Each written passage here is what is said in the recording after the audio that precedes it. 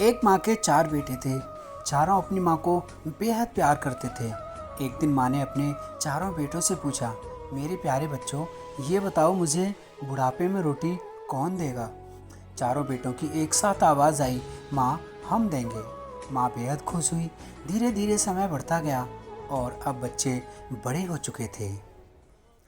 एक रोज़ माँ बोली, अब मैं बूढ़ी हो गई हूँ, अब तुम्हारी शादी करूँगी ताकि मुझे 2 रोटी बनी बनाई मिल सकें।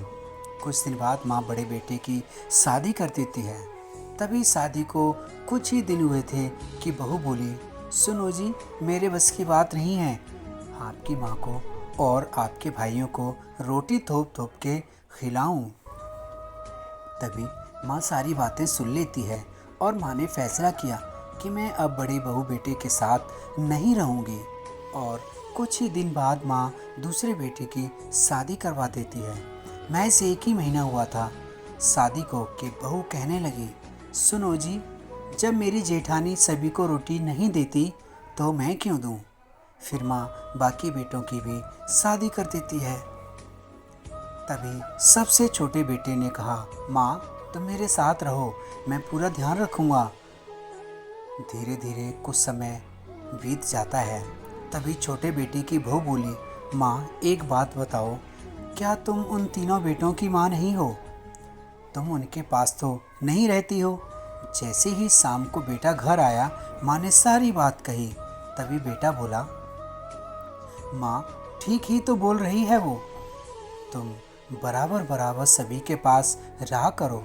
माँ रोने लगी और बड़े बेटे के पास जा पहुँची। तभी बड़ा बेटा, माँ, तुम तो जानती हो मेरी इतनी कमाई नहीं है और अब मेरे बच्चे भी बड़े हो गए हैं, तो उन्हीं का खर्चा नहीं चल पा रहा है, तो तुम्हें किधर से खिलाऊंगा? अब सभी बेटों ने फैसला किया कि माँ को अलग कमरा दे दिया जाए।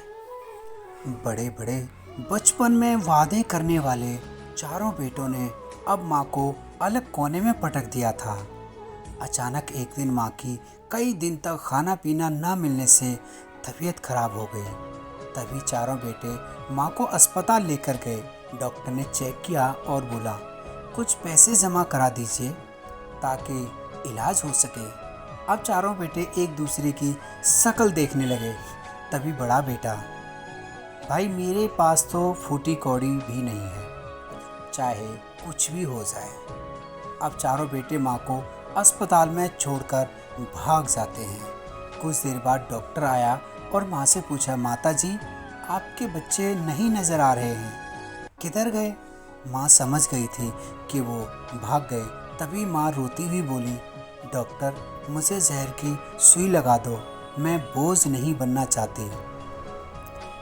तभी डॉक्टर बोला, माँ, आप ऐसा मत कहो, मैं सब समझ गया कि आपके बेटे भाग गए हैं। डॉक्टर ने इलाज शुरू किया और कुछ दिन बाद माँ की तबीयत ज़्यादा खराब हो जाती है।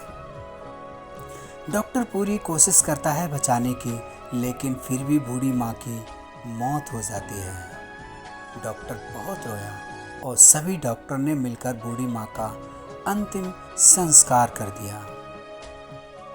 कहानी का अर्थ, माँ बच्चों के लिए सब न्योछावर कर देती है, लेकिन हम क्यों बदल जाते हैं? Respect mother, care mothers. माँ से प्यार हो तो ही वीडियो को लाइक, शेयर और चैनल को सब्सक्राइब कर लीजिए। माँ के लिए लाइक तो बनता है। आप अपने माँ बाप का ज़रूर ध्यान रखिएगा। Thank you.